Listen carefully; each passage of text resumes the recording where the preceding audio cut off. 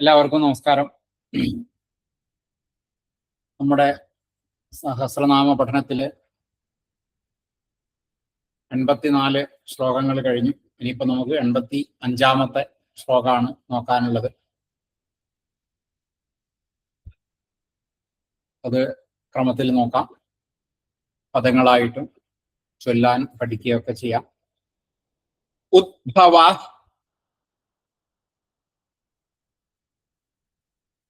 സുന്ദര സുന്ദ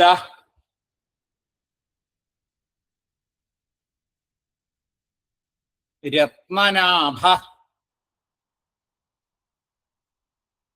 സുലോചന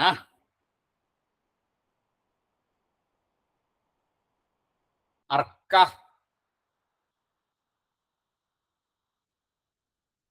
വാജസന ശൃംഗീ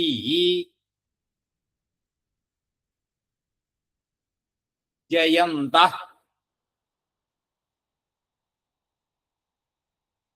സർവവിജയീ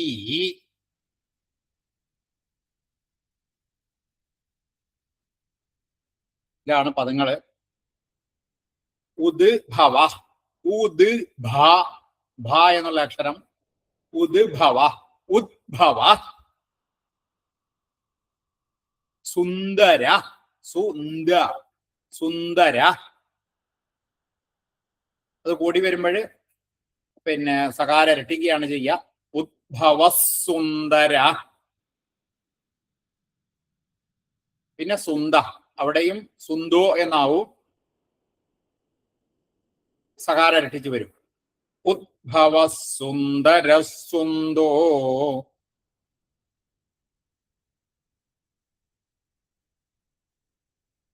ഉദ്ഭവ സുന്ദര സുന്ദോ.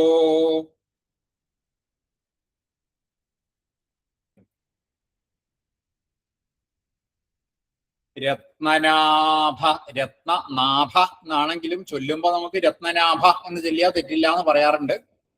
രത്നനാഭ. പിന്നെ സുലോചന. സുലോച എന്ന് പോരാ, സുലോചന സുലോചന. അവിടെയും അതെ, വിസർഗം സകാരായിട്ട് സു എന്നുള്ളത് ഇരട്ടിച്ചു വരും. രത്നനാഭ സുലോചന.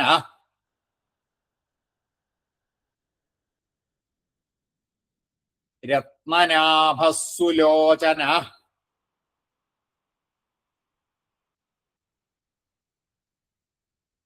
രത്നനാഭ സുലോചന.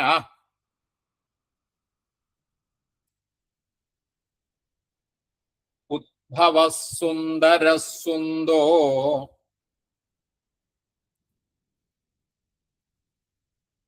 രത്നനാഭ സുലോചന.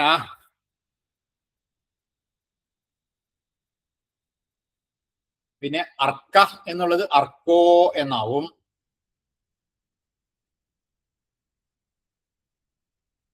വാജസന.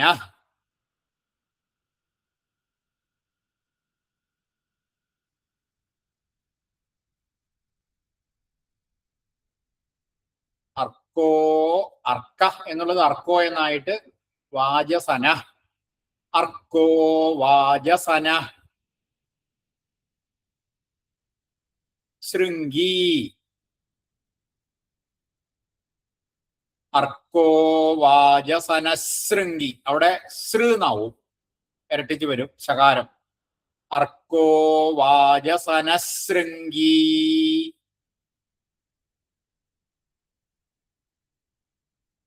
അർക്കോ വാജസന ശൃംഗീ.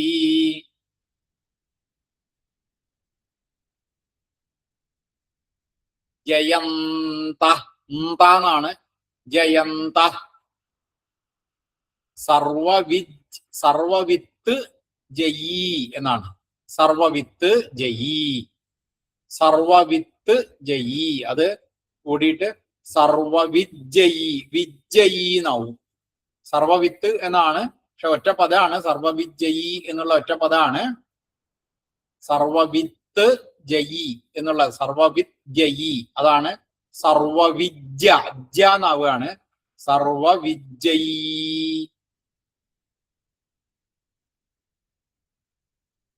ജയന്ത സർവ സ എന്നാവും ഇരട്ടിക്കും. ജയന്ത സർവവിദ്യയി.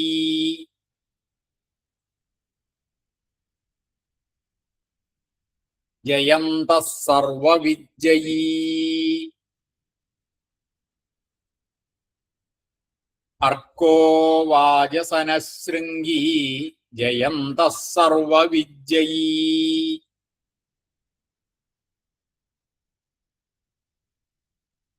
അപ്പോ ആദ്യം ഉദ്ഭവ. ഉദ്ഭവം. ഉദ്ഭവം എന്ന് പറഞ്ഞാൽ ഉദ്ഭവിക്കുന്ന ആള്, ഉദ്ഭവിച്ച ആള്. പിന്നെ ഉദ്ഭവ മുകളിലേക്ക് ഭവിക്കുന്നയാള് എന്നൊക്കെയുള്ള അർത്ഥമാണ്. അപ്പൊ മുകളിൽ ഭവിക്കുന്നയാള് എന്തിൻ്റെയാണ് മുകളില്? ഈ ലോകം എന്ന് പറഞ്ഞാൽ ലോകം അല്ലെങ്കിൽ സംസാര സാഗരം എന്ന് പറയാം. ആ സംസാര സാഗരാണ് സാഗരം. ആ സംസാരത്തിൻ്റെയൊക്കെ മുകളിൽ നിൽക്കുന്നയാള്, അങ്ങനെ ആ അർത്ഥത്തിൽ ഉദ്ഭവ എന്ന് പറയാം. വളരെ ശ്രേഷ്ഠമായിട്ടുള്ള ഒരു ജന്മം ഉള്ളയാള്, അതുപോലെ വേണ്ട സമയത്തൊക്കെ ജനിക്കാനും ഒക്കെ സാധിക്കുന്നയാള്. പിന്നെ താമസവും അതുപോലെ തന്നെയാണ്. നല്ല സ്ഥലത്ത് മാത്രം താമസിക്കുന്നയാൾ, ഉന്നതമായ സ്ഥലത്ത് താമസിക്കുന്നയാള്, അതായത് വൈകുണ്ഠം. അത് വളരെ ശ്രേഷ്ഠമായിട്ടുള്ള ഒരു സ്ഥലമാണ്, അവിടെ താമസിക്കുന്നയാള്. പിന്നെ ദേവന്മാരെയൊക്കെ സൃഷ്ടിച്ചിട്ടുണ്ട്. ഇതൊക്കെ ഇതിൻ്റെ അകത്ത് നിന്ന് അർത്ഥമായിട്ട് നമ്മളങ്ങനെ എടുക്കണം. അപ്പൊ ഉദ്ഭവ അകാരാന്താണ്. ഉദ്ഭവായ എന്ന് രൂപം വരും. ഉദ്ഭവായ നമ. സുന്ദര.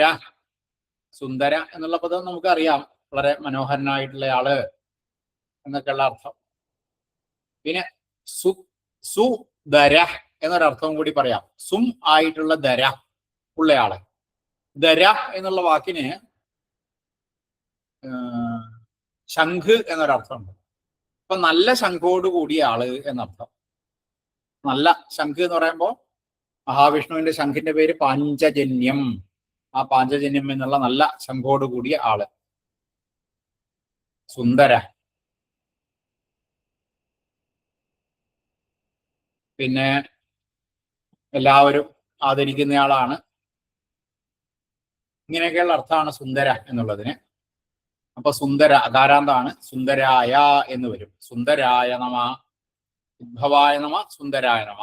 അടുത്തത് സുന്ദ. സുന്ദ.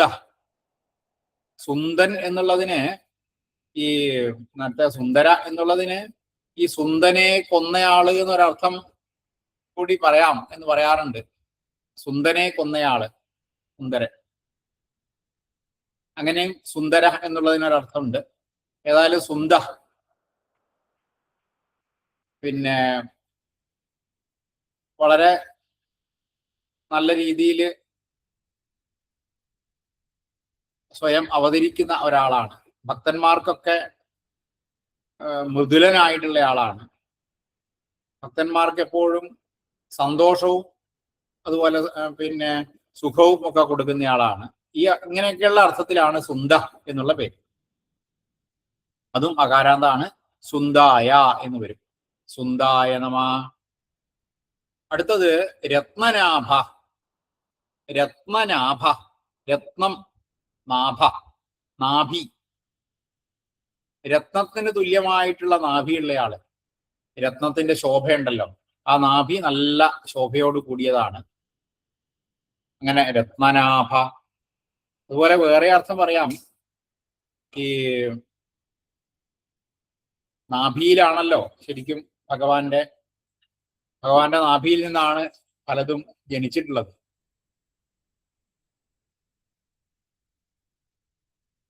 അസുരന്മാരെയൊക്കെ കൊല്ലുന്നയാളാണ്. അതുപോലെ തന്നെ സമുദ്രത്തിലൊക്കെ രത്നം ഉണ്ടാവുമല്ലോ. അപ്പോ ആ രത്നത്തിന്റെ രൂപത്തില് നാഭിയില് രത്നമുള്ളയാള്. അങ്ങനെ പല അർത്ഥം. രത്നനാഭ, രത്നനാഭ എന്ന് ഉച്ചരിക്കാം. രത്നനാഭായ അകാരാന്താണ്. രത്നനാഭായ നമ. ഇനി അതാ ഉദ്ഭവ ഉദ്ഭവായ നമ, സുന്ദരായ നമ, സുന്ദായ നമ, രത്നാഭായ നമ. സുലോചന. സുലോചന അത് നമുക്കറിയാം, എല്ലാവർക്കും അറിയുന്നതാണ്. സു ആയിട്ടുള്ള ലോചനത്തോടു കൂടിയ ആള്, നല്ല മനോഹരമായിട്ടുള്ള കണ്ണ് ഉള്ളയാള്. പിന്നെ ഈ ലോചനം, കണ്ണ് എന്നൊക്കെ പറഞ്ഞാല് കണ്ണിന്റെ ഉദ്ദേശം എന്താണ്? കാണുക. അപ്പൊ നല്ല കാഴ്ചപ്പാടുള്ള ഒരാള് എന്നും പറയാം. നല്ല അറിവുള്ള ആൾ, ആത്മജ്ഞാനം, നല്ല ദർശനം ഒക്കെ ഉള്ള ആള് എന്നൊക്കെ ഉള്ള അർത്ഥത്തിലൊക്കെ പറയാം. അതുപോലെ തന്നെ മറ്റുള്ളവർക്ക് കാണാനുള്ള കഴിവ് കൊടുക്കുന്നയാള്, അതും പറയാം. മറ്റുള്ളവർക്ക് ഈ കാഴ്ചപ്പാട് നൽകുന്നയാള്, ഇങ്ങനെയൊക്കെ പല അർത്ഥത്തിലും പറയാം. സുലോചന അകാരാന്താണ്, സുലോചനായ എന്ന് വരും. സുലോചനായ നമ. പിന്നെ അർക്ക. അർക്ക, അർക്കൻ എന്ന് പറഞ്ഞാല് സ്വന്തം രൂപത്തില്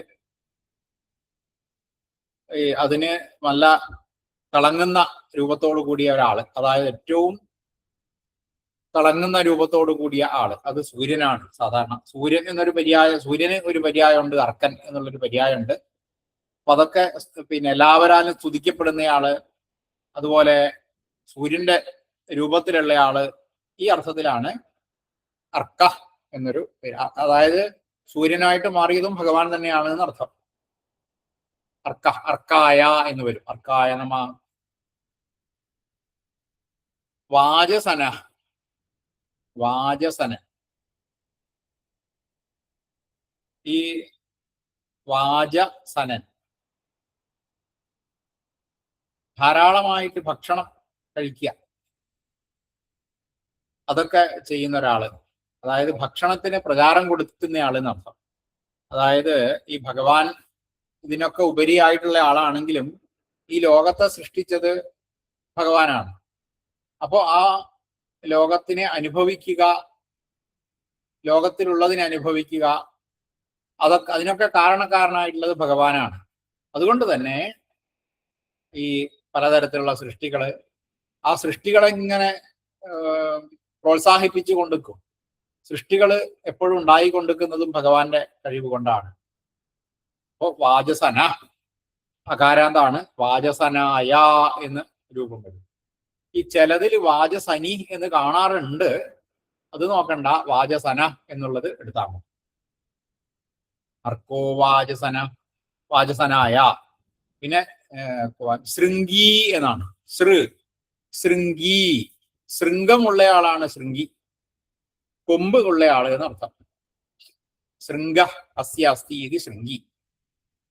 അപ്പൊ ഒരു കൊമ്പുള്ള ആള്. പിന്നെ മയിൽപ്പീലിയുള്ള ആള് എന്ന് ഒരർത്ഥമുണ്ട്. ഈ ഭഗവാന് കൊമ്പുള്ള ചില അവതാരങ്ങളുണ്ട്. വരാഹാവതാരം ഉള്ള സമയത്ത് ഒരു കൊമ്പാണുള്ളത് ഭഗവാൻ. അതുപോലെ ഈ മത്സ്യാവതാരത്തിലും ഭഗവാന് ഒരു കൊമ്പ് ഉള്ളതായിട്ട് പറയുന്നുണ്ട്. ഈ സമുദ്രത്തില് ഒരു തോണിയിൽ ഇവരൊക്കെ കയറിയ സമയത്ത് ഭഗവാൻ ഒരു മത്സ്യരൂപമായിട്ട് വന്നു.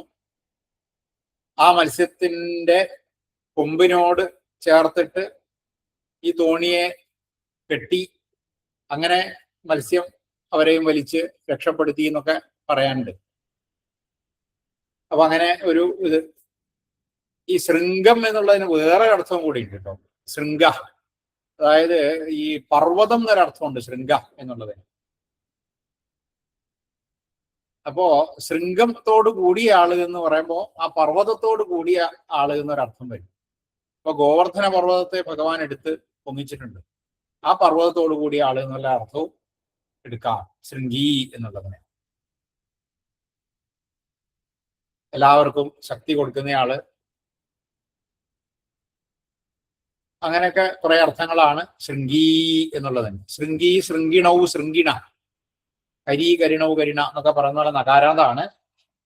അപ്പോ ശൃംഗിണേ എന്നാണ് രൂപം വരിക. ശൃംഗിണേ നമ, അർക്കായ നമ, വാജസനായ നമ, ശൃംഗിണേ നമ.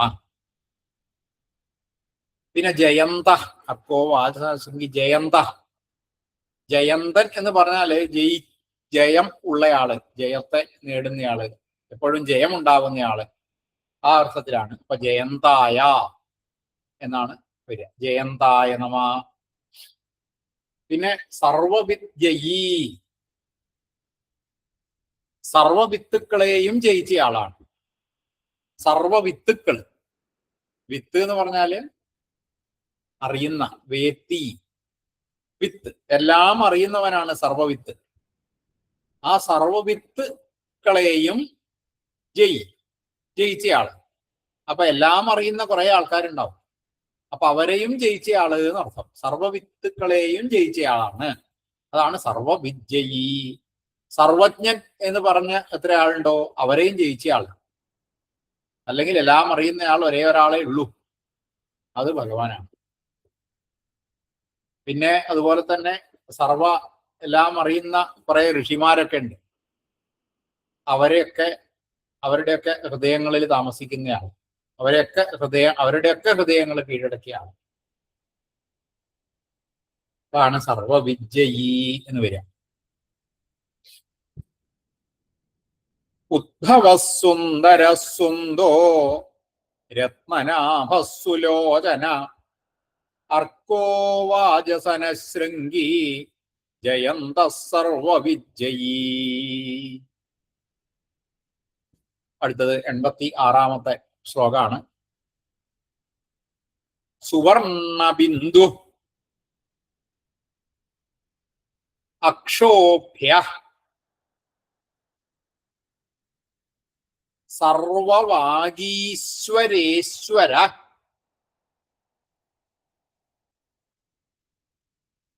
മഹാഹ്രദ മഹാഗർത്ത മഹാഭൂത മഹാനിധി.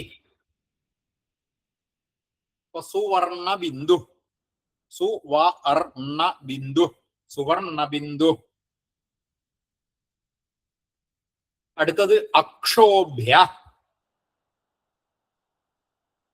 രണ്ടും കൂടി കൂടുമ്പോൾ ബിന്ദു എന്നുള്ള വിസർഗം ര് എന്നായിട്ട് മാറിയിട്ട് അക്ഷോഭ്യ കൂടും. അപ്പൊ രക്ഷോഭ്യ എന്നാവും. സുവർണ ബിന്ദു രക്ഷോഭ്യ.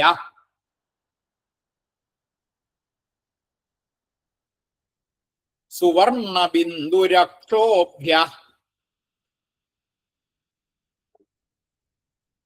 പിന്നെ അടുത്തത് ഒറ്റപ്പതാണ്. സർവവാഗീശ്വരേശ്വര. ഒറ്റപ്പതാണ്. സർവ വാക്ക് ഈശ്വര ഈശ്വര. അപ്പൊ സർവവാഗ് ഈശ്വര ഈശ്വര. സർവവാഗീശ്വരേശ്വര. സർവവാഗീശ്വരേശ്വര. പിന്നെ മഹാഹ്രദ. അത് ഹ്രദോ എന്നാവും. മഹാഹ്രദോ. പിന്നെ മഹാഗർത്ത. അതും ഓകാരായിട്ട് മഹാഗർത്തോ എന്നാണ് ആവുക. പിന്നെ മഹാഭൂത. അത് മഹാഭൂതോ എന്നാവും. മഹാനിധി.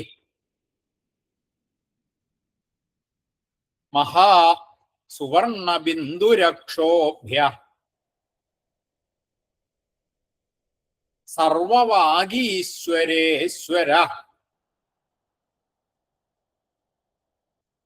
സർവവാഗീശ്വരേശ്വര മഹാഹ്രദോ മഹാഗർത്തോ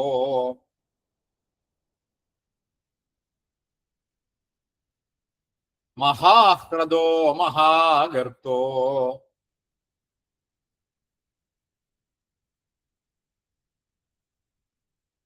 മഹാഭൂതോ മഹാനിധി.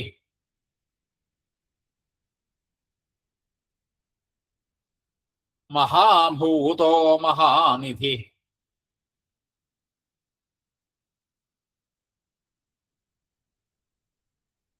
അപ്പൊ ആദ്യം സുവർണ ബിന്ദു, അത് ഉകാരാന്താണ്. സുവർണ ബിന്ദു എന്നുള്ളത് ഉകാരാന്തം. അപ്പൊ ഉകാരാന്തായതുകൊണ്ട് തന്നെ ഗുരു എന്നുള്ളത് ഗുരവേ എന്നാവുന്നത് പോലെ സുവർണ ബിന്ദു ബിന്ദവേ എന്നാണ് ആവുക. സുവർണ ബിന്ദവേ നമ എന്നാണ് ആവുക. സുവർണ ബിന്ദവേ നമ.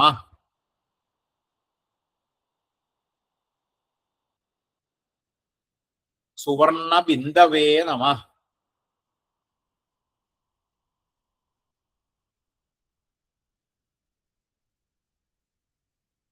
സുവർണ ബിന്ദവേ നമഃ. അപ്പൊ സുവർണ ബിന്ദു, സുവർണ ബിന്ദു, നല്ല വർണ്ണം എന്നും സ്വർണവർണ്ണം എന്നും അർത്ഥം എടുക്കാം. അപ്പൊ അങ്ങനെയുള്ള ബിന്ദു ആയിട്ടുള്ള ആള്. അപ്പോ നല്ല സ്വർണ്ണ നിറത്തിലുള്ള നല്ല മനോഹരമായിട്ടുള്ള അവയവങ്ങള്, നല്ല രൂപമുള്ള മനോഹരമായിട്ടുള്ള രൂപം, സൗന്ദര്യം ഉള്ള ആള് എന്നൊരർത്ഥം എടുക്കാം. പിന്നെ ഈ നല്ലത് എന്ന് പറഞ്ഞാൽ എന്താ? ഐശ്വര്യത്തെ ഉണ്ടാക്കുന്നത്, ശുഭത്തെ ഉണ്ടാക്കുന്നത് ഒക്കെയാണ്. അങ്ങനെയൊക്കെ ആയിട്ടുള്ള മന്ത്രം, പ്രണവ മന്ത്രം എന്നും അങ്ങനെയുള്ള മന്ത്രങ്ങൾ, ആ മന്ത്രത്തിന്റെ രൂപത്തിലുള്ള ആള്, ഇങ്ങനെയൊക്കെ പല അർത്ഥങ്ങളുമാണ് അതിന് ഉണ്ടാവുക. വേദങ്ങളെയൊക്കെ അറിയുന്ന, അതുപോലെ പല ശരീരത്തിലെ പല ഭാഗത്തും നല്ല സ്വർണ്ണ നിറത്തിലുള്ള മുദ്രകളോട് കൂടിയ ആള് ഒക്കെ അർത്ഥം അങ്ങനെ ഉണ്ട്. അപ്പൊ സുവർണ ബിന്ദവേ നമഃ എന്ന് വരും. അക്ഷോഭ്യ, അക്ഷോഭ്യൻ, ക്ഷോഭിക്കാത്ത ആള്, അതാണ് അക്ഷോഭ്യൻ. പലതരത്തിലുള്ള ആഗ്രഹങ്ങള്, വികാരങ്ങള് ഒക്കെ ഉണ്ടാകുന്ന സമയത്തൊന്നും അവിടെ ഒരു തരത്തിലുള്ള ചാഞ്ചല്യവും മനസ്സിൽ ഉണ്ടാവാത്ത ആളാണ് അക്ഷോഭ്യ. അകാരാന്താണ് അക്ഷോഭ്യായ എന്ന് വരും. അക്ഷോഭ്യായ നമ. പിന്നെയുള്ളത് സർവവാഗീശ്വരേശ്വര. സർവ എന്ന് പറഞ്ഞ എല്ലാ, വാക്ക് എന്ന് പറഞ്ഞ വാക്കുകള്, ഈശ്വര എല്ലാ വാക്കുകളും, എല്ലാ വാക്കുകളിലും ഈശ്വര, ഈശ്വര അതിനൊക്കെ ഐശ്വര്യമായിട്ടുള്ള ആധിപത്യം ഉണ്ടാക്കുന്ന തരത്തിലുള്ള അവരുടെയൊക്കെ ഈശ്വരനായിട്ടുള്ള ആള്. എല്ലാ വാക്കുകളിലും വാക്ക് ഏത് തരത്തിലുള്ള വാക്കായാലും ആ വാക്കുകളിലൊക്കെ ഭഗവാന്റെ ആധിപത്യം ഉണ്ടാവും. അവിടെയൊക്കെ ഭഗവാന്റെ ഈശ്വരത്വം ഉണ്ടാവും, ഈശിത്വം ഉണ്ടാവും. അങ്ങനെയുള്ള ഈശ്വരൻ, അതിനൊക്കെ അധീനൻ, അതൊക്കെ ഭഗവാന്റെ അധീനതയിലാണ്. അങ്ങനെയുള്ള നാഥനായിട്ടുള്ള ഭഗവാൻ സർവവാഗീശ്വരേശ്വര. ആകാരാന്താണ് സർവവാഗീശ്വരേശ്വരായ നമ എന്ന് വരും. പിന്നെയുള്ളത് മഹാഹ്രദ. ഹ്രദം എന്ന് പറഞ്ഞാല് സാധാരണ കടല് എന്നൊരർത്ഥമുണ്ട് ഹ്രദം എന്നുള്ളത്. അപ്പൊ മഹാഹ്രദ, മഹാ അപ്പൊ വലിയ സമുദ്രം എന്നർത്ഥം. അപ്പോ പിന്നെ ഈ ഹ്രദം എന്ന് പറഞ്ഞാല് വലിയ സമുദ്രമാണ്. അപ്പൊ സമുദ്രത്തിൽ എന്തൊക്കെയാ ഉണ്ടാവുക, ആ സമുദ്രം കൊണ്ട് എന്തൊക്കെയാ ഉണ്ടാവുക, അതൊക്കെ ഭഗവാനുമായിട്ട് ബന്ധപ്പെടുത്തിയിട്ട് പറയാം. ഇപ്പോ നല്ല ആൾക്കാര്, ചീത്ത ആൾക്കാരുണ്ടാവും. ഇപ്പൊ ചീത്ത ആൾക്കാരാണെങ്കിൽ പാപികൾ, പാപമൊക്കെ ചെയ്യുന്ന ആൾക്കാരൊക്കെ ഉണ്ടെങ്കിൽ അവര് ഈ ഭഗവാന്റെ ഈ ഹ്രദത്തില്, സമുദ്രത്തിൽ മുങ്ങിക്കഴിഞ്ഞാൽ പിന്നെ അവർക്ക് എഴുന്നേൽക്കാൻ സാധിക്കില്ല. അങ്ങനെയുള്ള വലിയ ഹ്രദമാണ്. ഹ്രദം എന്ന് പറഞ്ഞാല് ഈ കയം എന്നുള്ള അർത്ഥത്തിലും ഒക്കെ എടുക്കാറുണ്ട്, ചിലപ്പോ ഈ തടാകം എന്നുള്ള അർത്ഥത്തിലും പറയാറുണ്ട്. പിന്നെ ഭക്തന്മാരെ സംബന്ധിച്ചാണെങ്കിൽ ഭഗവാനെ അനുഭവിക്കാൻ വേണ്ടിയിട്ട് അവര് ഇടയ്ക്കിടയ്ക്ക് മുങ്ങിത്താഴുന്ന, വേണമെന്ന് തോന്നിയിട്ട് ഭഗവാനിലേക്ക് മുങ്ങുന്നു. അങ്ങനെയുള്ള വലിയൊരു കടലാണ്, അല്ലെങ്കിൽ തടാകമാണ്. പിന്നെ പല പ്രാവശ്യവും ഭഗവാൻ വെള്ളത്തിലേക്കൊക്കെ എടുത്തു ചാടിയ അതൊക്കെ നമുക്കറിയാം. പിന്നെ ഭഗവാൻ കിടക്കുന്നത് ഒരു പാൽക്കടലിലാണ്. പിന്നെ വലിയ സമുദ്രങ്ങളൊക്കെ സൃഷ്ടിച്ച ആളും ഭഗവാൻ തന്നെയാണ്. അപ്പൊ അങ്ങനെയൊക്കെയുള്ള അർത്ഥത്തിൽ മഹാഹ്രദ, ഹ്രദ അകാരാന്തം മഹാഹ്രദായ, മഹാഹ്രദായ നമ. പിന്നെ മഹാഗർത്ത. ഗർത്തം എന്ന് പറഞ്ഞാൽ എന്താ? കുഴിയാണ്. അതും ഈ നമ്മൾ ഹ്രദ എന്ന് പറഞ്ഞതുപോലെ തന്നെ ചില കാര്യങ്ങളൊക്കെ ഗർത്തവുമായിട്ടും ബന്ധപ്പെടുത്തണം. പാപികളൊക്കെ സംസാരത്തിന്റെ ആകുന്ന കുഴിയിലേക്ക് മാറ്റുന്നയാള്. പിന്നെ വലിയ രഥം ഉള്ളയാള് എന്നുള്ള അർത്ഥത്തിലും പറയാം ഗർത്ത. അതുപോലെ ഭഗവാന്റെ പൊടിയില് ഗരുഡനുണ്ട്.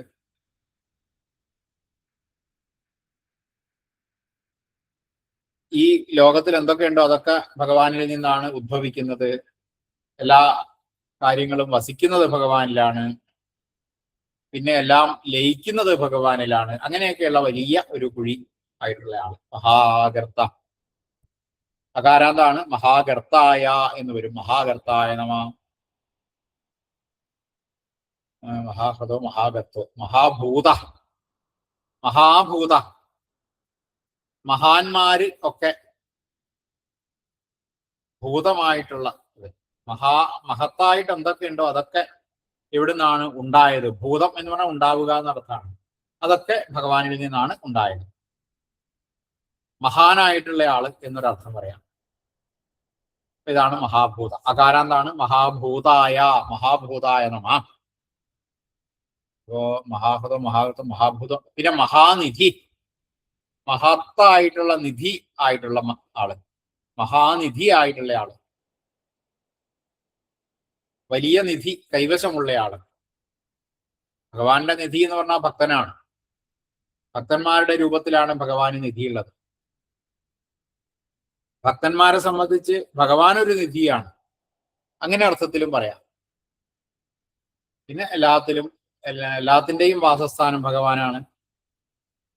ഭക്തന്മാർക്ക് എപ്പോഴും വേണമെങ്കിലും എടുക്കാൻ പറ്റുന്ന നല്ലൊരു നിധിയാണ് ഭഗവാൻ. ഇങ്ങനെയൊക്കെയുള്ള പല അർത്ഥത്തിലും മഹാനിധി എന്ന് പറയാം. അപ്പൊ നിധി എന്നുള്ളത് ഇകാരാന്താണ്. അപ്പൊ നിധയേ എന്നാണ് വരിക. കവയേ എന്നൊക്കെ വരുന്നത് പോലെ നിധയേ എന്ന് വരും. മഹാനിധയേ നമ എന്ന് വരും. മഹാനിധയേ നമ. അപ്പൊ ഇതാണ് സുവർണ ബിന്ദുരക്ഷോഭ്യ സർവവാഗീശ്വരേശ്വര മഹാഹ്രദോ മഹാഗർത്തോ മഹാഭൂതോ മഹാനിധി. അടുത്തത് കുമുദ. കുന്ദര.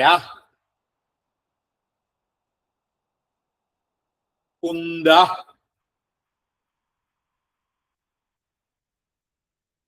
പർജന്യ.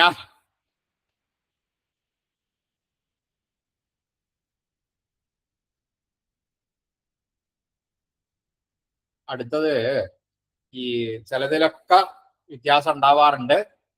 പക്ഷെ നമ്പൂരി തിരുത്തിയത് കൊണ്ട് അത് തന്നെയാണ് ഞാൻ പറയാ. നമ്പൂരി തിരുത്തി തന്നിട്ടുണ്ട്. അതുകൊണ്ട് ഈ പലതിലും പാവന എന്നാണ് കാണുക. പക്ഷെ ഗുരുനാഥൻ തിരുത്തി തന്നത് പവന എന്ന് മതി എന്നാണ്. പവന. അടുത്തത് അനില. പവന അനില അങ്ങനെയാണ് വരിക. പാവന എന്നുള്ളത് തിരുത്തിയിട്ട് പവന എന്നാക്കിയിട്ടുണ്ട്. അനില.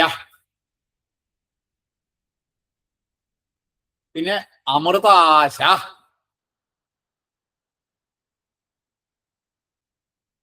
അമൃതവപു. സർവജ്ഞ. സർവതോമുഖ.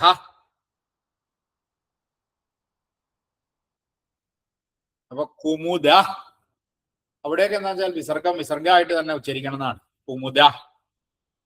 കുന്ദ അല്ല കുന്ദര. കുന്ദ അവിടെയൊക്കെ വിസർഗമായിട്ട് തന്നെ ഉച്ചരിക്കണം. കുമുദ കുന്ദര കുന്ദ. കുമുദ കുന്ദര കുന്ദ. പിന്നെ പർജന്യ. പവന. പവന. പിന്നെ ആ വിസർഗം ഓ എന്നായിട്ട് പവനോ എന്നാവും. പിന്നെ പവനോ അനില. പവനോനില. പർജന്യ പവനോനില. പർജന്യ പവനോനില.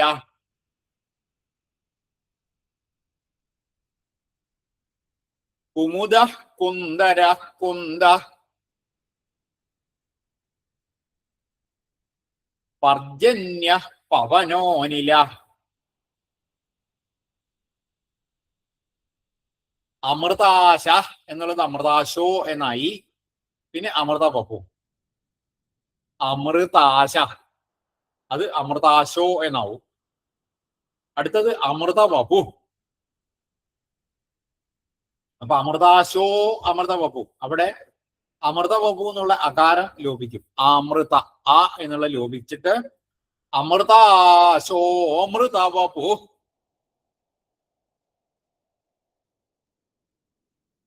അമൃതാശോ അമൃത വപു.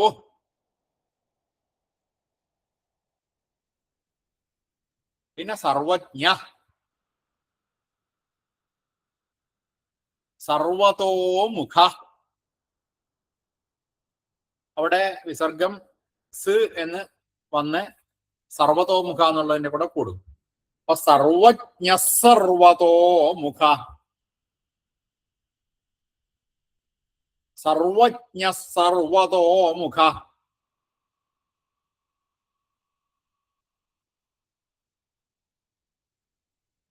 അമൃത അമൃതാശോ അമൃത വപു. സർവജ്ഞ സർവതോമുഖ.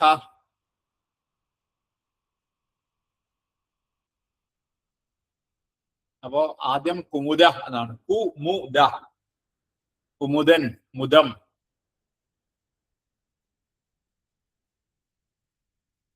അത് ഭക്തന്മാർക്ക് അവർക്കൊക്കെ എപ്പോഴും ആസ്വദിക്കാൻ പറ്റുന്ന വളരെ സന്തോഷം, മോദത്തെ ഉണ്ടാക്കുന്നയാള്, ആനന്ദത്തോടെ എന്നിട്ട് താമസിക്കുന്നയാള്. അതുപോലെ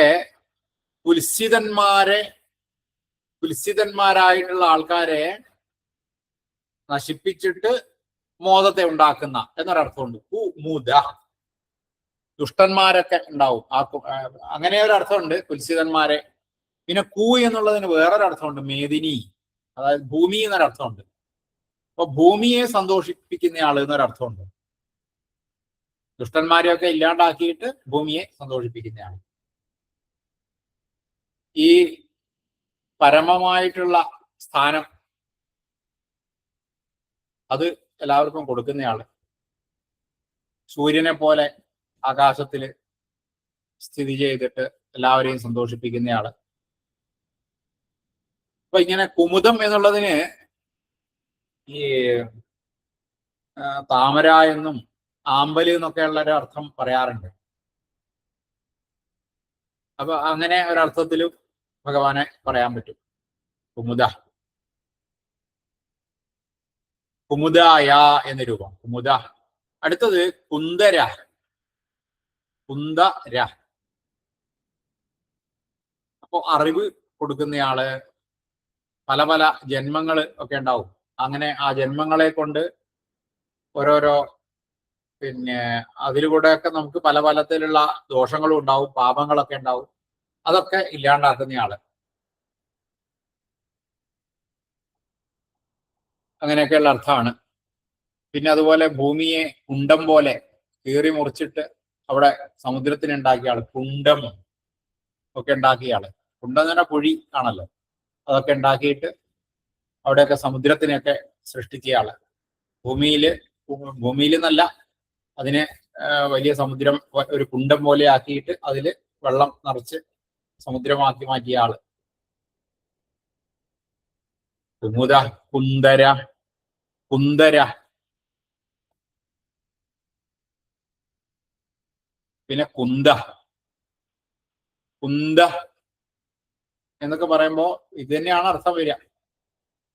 പിന്നെ നല്ല അറിവ്, ആ അറിവിന്റെ തരത്തില് ഉള്ളയാള്, ഭക്തന്മാരുടെ പാപങ്ങളൊക്കെ ഇല്ലാണ്ടാക്കുന്നയാള്. അതുപോലെ കുന്തം എന്നുള്ളതിനൊരർത്ഥമുണ്ട്. പൂവ്, മുല്ലപ്പൂ എന്നൊരർത്ഥമുണ്ട്. ആ മുല്ലപ്പൂ പോലെ വളരെ ഭംഗിയുള്ള ആള്, അതുപോലെ ഒരു തരത്തിലുള്ള മാലിന്യങ്ങളും ഇല്ലാത്ത ആള് എന്നൊക്കെ ഒരർത്ഥം. പരിശുദ്ധമായിട്ടുള്ള ആള്. അപ്പൊ ഇതൊക്കെയാണ് കുന്ദ എന്നുള്ളതിന്റെ അർത്ഥം. അപ്പൊ കുമുദ, കുന്ദ അതും അകാരാന്താണ്. കുന്ദായ എന്ന് രൂപം വരും. അപ്പൊ കുമുദ എന്നുള്ളത് കുമുദായ, കുന്ദര എന്നുള്ളത് കുന്ദരായ, കുന്ദ എന്നുള്ളത് കുന്ദായ. ഒക്കെ അകാരാന്താണ്. പിന്നെ പർജന്യ, അതും അകാരാന്താണ്. പർജന്യായ എന്ന് രൂപം വരും. പർജന്യം എന്ന് പറഞ്ഞാൽ മേഘം എന്നതാണ്, മേഘം എന്നാണ് അർത്ഥം ഉണ്ടാവുക. ഈ മേഘത്തിന്റെ പ്രത്യേകത എന്താണ്? ആ മേഘമാണ് മഴയൊക്കെ കൊടുക്കുന്നത്. ആ മഴമേഘം ആണല്ലോ മഴ കൊടുക്കുന്നത്. അതേപോലെ ഭക്തന്മാർക്ക് വേണ്ടതായിട്ടുള്ള അനുഗ്രഹങ്ങളൊക്കെ കൊടുക്കുന്നയാള്, നല്ല ജന്മം ഉള്ളയാള്. ഇതൊക്കെയാണ് പർജന്യ. പിന്നെ പവന. പവന എന്നല്ല പറഞ്ഞത്. പവന എന്ന് പറഞ്ഞാൽ കാറ്റാണ്. കാറ്റിന് കാരണക്കാരനായിട്ടുള്ളയാള്. അതുപോലെ എല്ലാവരുടെയും ഭക്തന്മാരുടെയൊക്കെ ദുരിതങ്ങൾ ഇല്ലാണ്ടാക്കാൻ വേണ്ടിയിട്ട് അവരുടെ അടുത്തേക്ക് ഇങ്ങനെ നീങ്ങിപ്പോകുന്നയാള്. കാറ്റ് അങ്ങനെയാണല്ലോ, നീങ്ങിപ്പോവുക. അതുപോലെ കാറ്റായിട്ടൊക്കെ വന്നിട്ട് കാറ്റ് പോലെയും ഒക്കെ ആയി വന്നിട്ട് എല്ലാവരെയും ശുദ്ധീകരിക്കുന്നതാണ്. അതാണ് പവന. പിന്നെ പർജന്യ, പവന. അനില. അനില ഭക്തന്മാരുടെ അടുത്തേക്ക് വേഗത്തിൽ എത്തിപ്പെടുന്നയാൾ. അതിന് ഒരു കാരണം വേറൊന്നുമില്ല, വേറൊരാളുടെ നിർബന്ധത്തിനോ വഴങ്ങിയിട്ടോ ഒന്നുമല്ല. അതൊക്കെ സ്വന്തം ഇഷ്ടത്തിനനുസരിച്ച് വരുന്നയാൾ. വേറൊരാളെ നിർബന്ധിക്കാനില്ല, വേറൊരാളുടെ നിർബന്ധത്തിനാണ് വന്നത് എന്ന് പറയാനില്ല. ഭഗവാന്റെ മേലെ നിർബന്ധിക്കാനോ അങ്ങനെ ഒരു പ്രേരണ കൊടുക്കാനോ ഒന്നും ആരുമില്ല. അപ്പോൾ അങ്ങനെയുള്ള ആളും കൂടിയാണ്. എല്ലാവർക്കും ജീവവായുവിനെ കൊടുക്കുന്നയാള് അനിലൻ. പിന്നെ ഉറക്കം ഇല്ലാത്ത ആളെന്നും അങ്ങനെ എപ്പോഴും ഉണർന്നിരിക്കുന്ന ആളാണ്. പർജന്യ, പവന, അനില. അനില എന്നുള്ളത് അനിലായ അല്ലെ, അനിലായ നമ. പിന്നെ അമൃതാശ. അമൃത് അശിക്കുന്നയാളാണ് അമൃതാശൻ. അസനം ചെയ്യുന്നയാള്, അമൃതിനെ കഴിക്കുന്നയാള്, അമൃതിനെ കഴിപ്പിക്കുന്നയാള്. ഇതൊക്കെയാണ്. അത് ഭക്തന്മാരായിട്ടുള്ളവർക്ക് അമൃതിനെ ഇങ്ങനെ കൊടുക്കുന്നയാണ്. ഈ പാൽക്കടലില് നിന്നാണല്ലോ കിട്ടിയത്. ആ അമൃതിനെ ഭഗവാനും ഭക്ഷിച്ചിട്ടുണ്ട്, വേണ്ടവർക്കൊക്കെ കൊടുത്തിട്ടുണ്ട്. ഈ വേണ്ടവർക്ക് കൊടുത്തു എന്ന് പറഞ്ഞാൽ ഇവരൊക്കെ ഭഗവാന്റെ അംശങ്ങൾ തന്നെയാണ്. അമൃതാശ. പിന്നെ എന്ത് തരത്തിലുള്ള ആഗ്രഹങ്ങൾ ഉണ്ടായാലും ആ ആഗ്രഹങ്ങളെ കൊണ്ട് അവനവൻ തോറ്റുപോവുക എന്നുള്ളത് ഉണ്ടാവില്ല. പിന്നെ എല്ലാവർക്കും ഇഷ്ടപ്പെട്ടയാള്, അങ്ങനെയൊക്കെയുള്ള അർത്ഥമാണ് അമൃതാശ. പിന്നെ അമൃത വപു. അമൃതാശ അകാരാന്താണ്. അമൃതാശായ എന്ന രൂപം വരും. അമൃതാശായ നമ. അമൃത വപു, അമൃത് പോലെയുള്ള ശരീരത്തോടു കൂടിയാണ്. ഇതിങ്ങനെ ഒരിക്കലും നശിക്കാത്ത അമൃത് എന്നാണല്ലോ, മരണം ഇല്ലാത്ത, മൃതം അല്ലാത്ത വപുസ്സോട് കൂടിയാണ്. എല്ലായ്പ്പോഴും പുതിയതായിട്ട് ഇങ്ങനെ ഉണ്ടാവുന്നയാള് അമൃത വപു. പിന്നെ സർവജ്ഞ.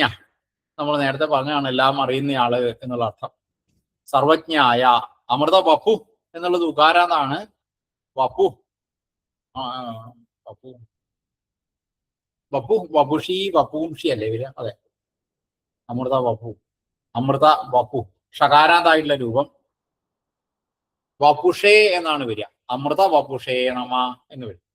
അമൃത വപുഷേ നമ. അമൃത അമൃത വപു. സർവജ്ഞ, അത് അകാരാന്താണ്. സർവജ്ഞായ എന്ന് വരും. സർവതോമുഖ. സർവത മുഖ.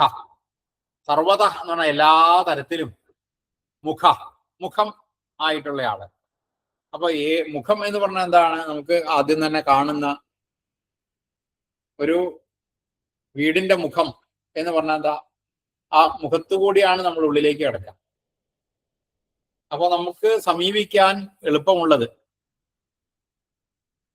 പല തരത്തിലും മുഖമുള്ള, സർവത മുഖം, എല്ലാ ഭാഗത്തും മുഖമുള്ളയാണ്. ഏത് വഴിയിൽ കൂടിയും ഭഗവാന്റെ അടുത്തേക്ക് എത്തിപ്പെടാം. എല്ലാ ഭാഗത്തും മുഖമുള്ളയാള്, അതാണ് സർവതോമുഖ. അതും അകാരാന്താണ്. സർവതോമുഖായ എന്ന് വരും. സർവതോമുഖായ നമ. കുമുദ കുന്ദര കുന്ദ പർജന്യ പവനോനില അമൃതാശോമൃതവപു സർവജ്ഞ സർവതോമുഖ. അങ്ങനെ 87-ാമത്തെ ശ്ലോകം കഴിഞ്ഞു. ഇനിയിപ്പോ 88-ാമത്തെ ശ്ലോകമാണ്. 88. സുലഭ സുവ്രത സിദ്ധ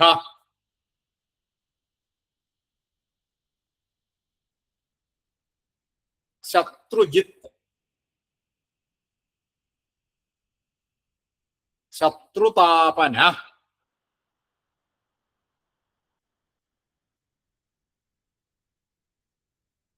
ശത്രുജിത്ത് ശത്രുതാപന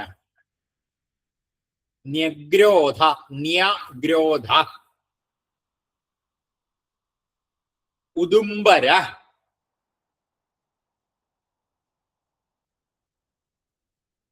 അശ്വത്ഥ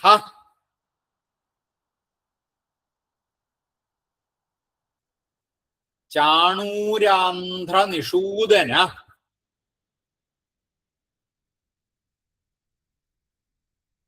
അപ്പോ സുലഭ, അവിടെ ഭ അക്ഷരം ശ്രദ്ധിക്കുക, സുലഭ. പിന്നെ സുവ്രത, അത് സുവ്രത എന്ന് ചൊല്ലിയാ പോരാ, സുവ്രത.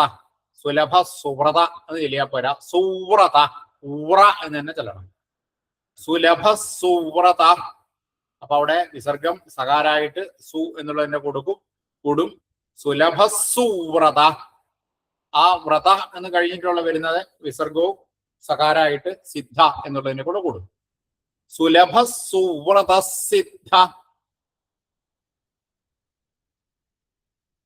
സുലഭ സുവ്രത, സുലഭ സുവ്രത സിദ്ധ. പിന്നെ ശത്രുജിത്ത് എന്നാണ്. ശത്രുജിത്ത് അവിടെ അത് സിദ്ധ എന്ന് കഴിഞ്ഞിട്ട് ഒരുമിച്ച് കൂടി ചെല്ലുമ്പോ ശത്രു എന്നാവും. സിദ്ധ ശത്രുജിത്ത്. ശത്രുതാപന ശത്രുതാപന. ശത്രുജിത്ത് ശത്രുതാപന ആയതുകൊണ്ട് തന്നെ ശത്രുജിത്ത് ശത്രുതാപന. ജിത്ത് ശ കൂടുന്ന സമയത്ത് ഛ എന്നാവും. ശത്രുജിത്ത് ശത്രു എന്ന് വരും. വിദ്യുത് ശക്തി, വിദ്യുത് ശക്തി എന്ന് നമ്മൾ പറയുന്നത് പോലെ ശത്രുജിത്ത് കഴിഞ്ഞിട്ട് ശത്രു ശ വരുമ്പോ ശത്രുജിത്ത് ശത്രുതാപന എന്ന് വരും. ശത്രുജിത്ത് ശത്രുതാപന.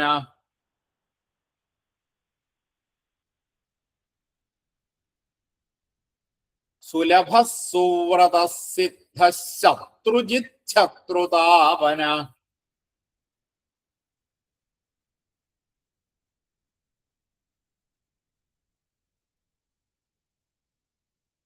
പിന്നെ ന്യഗ്രോധ ന്യ ഈ ആ അതാണ് ന്യ. പിന്നെ ഗ്രോ എന്നാണ് ഗ്രോ ന്യഗ്രോ. പിന്നെ ധ ഘോഷാക്ഷരായിട്ടുള്ള ധ ന്യഗ്രോധ. ആ ധ കഴിഞ്ഞിട്ട് വരുന്ന വിസർഗം ഓകാരായിട്ട് ന്യഗ്രോധോ എന്നാവും. പിന്നെ അടുത്തത് ഉദുംബര. ഉദുംബര ഉദുംബര. അപ്പൊ അവിടെ അതെ ന്യഗ്രോധ ആ വിസർഗം ഓകാരായിട്ട് ന്യഗ്രോധോ. പിന്നെ ഉദുംബര അവിടെ ഉകാരം ലോപിച്ചിട്ട് ന്യഗ്രോധോദുംബര. അത് വിസർഗം ഓകാരാകുമ്പോഴേ ന്യഗ്രോധോദുംബരോ. പിന്നെ അശ്വത്ഥ അശ്വ ശിവ് അശ്വ അവിടെ തകാരം കഴിഞ്ഞിട്ട് വരുന്ന തകാരം അധികരമാണ്. അശ്വത്ഥ. ന്യഗ്രോധോ അവിടെ അകാരം ലോപിച്ചു വരും. ന്യഗ്രോധോ അശ്വത്ഥ ന്യഗ്രോധോ അശ്വത്ഥ. അല്ല ഉദുംബരോശ്വത്ഥ. ഉദുംബര അശ്വത്ഥ ഉദുംബരോ അശ്വത്ഥ ഉദുംബരോ അശ്വത്ഥ. ന്യഗ്രോധോ ഉദുംബരോ അശ്വത്ഥ. ന്യഗ്രോധോ ഉദുംബരോ അശ്വത്ഥ.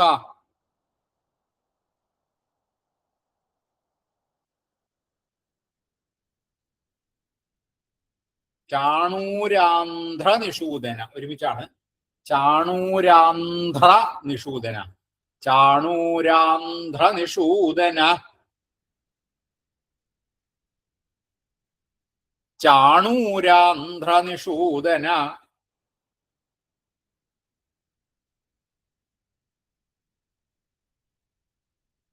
അപ്പൊ ആദ്യം സുലഭ ആണ്.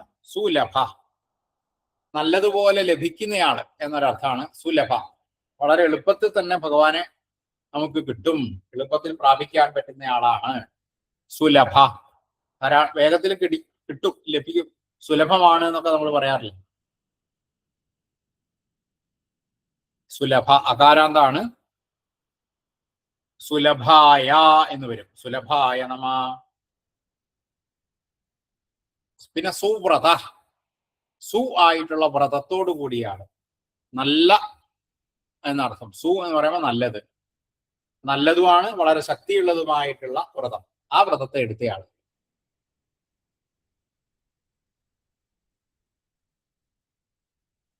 ഈ നല്ല വ്രതം എടുത്തിട്ടുണ്ട്, അതായത് ഭക്തന്മാരൊക്കെ ആത്മാർത്ഥതയോട് കൂടിയിട്ട് എന്താണോ കൊടുക്കുന്നത് അതാണ് ഭഗവാൻ സ്വീകരിക്കുക. അപ്പൊ അങ്ങനെയുള്ള ചില വ്രതങ്ങളൊക്കെ ഉണ്ട്. പിന്നെ അതുപോലെ ഭഗവാന്റെ അവതാരങ്ങളിലൊക്കെ നല്ല വ്രതം തപസ് ഒക്കെ ചെയ്തിട്ടുണ്ട്. അതായത് നരനാരായണ അവതാരമൊക്കെ ചെയ്തപ്പോ. അപ്പോ സുവ്രത അകാരാന്താണ്. സുവ്രതായ എന്ന് വരും. സുലഭായ നമ, സുവ്രതായ നമ. സുവ്രത, സുലഭ സുവ്രത. സിദ്ധ, സിദ്ധനായിട്ടുള്ള ആള് എന്നർത്ഥം. സിദ്ധൻ, സിദ്ധൻ. അപ്പോ വളരെ വേഗത്തിൽ കിട്ടുന്നയാള് എന്ന് അർത്ഥമുണ്ട്. സിദ്ധനായിട്ടുള്ള ആള്. അപ്പം മോക്ഷമൊക്കെ കിട്ടാൻ വേണ്ടിയിട്ടുള്ള വഴി, ആ വഴിയായിട്ടുള്ള ആള്, എല്ലാം വേണ്ടതുപോലെ കിട്ടിയിട്ടുള്ള, പൂർണ്ണമായിട്ട് നേടിയ ആള്. അപ്പൊ സിദ്ധ അകാരാന്താണ്. സിദ്ധായ എന്ന് രൂപം വരും. സിദ്ധായ നമ. സുലഭായ നമ, സുവ്രതായ നമ, സിദ്ധായ നമ. പിന്നെ ശത്രുജിത്ത് ആണ്. ശത്രുജിത്ത്, ശത്രുജിത്ത്, ശത്രുജിത്ത്. ശത്രുക്കളെ ജയിക്കുന്നയാൾ എന്നാണ് ശത്രുജിത്ത്. ശത്രുക്കളെ ജയിക്കാൻ ഉള്ളയാള്.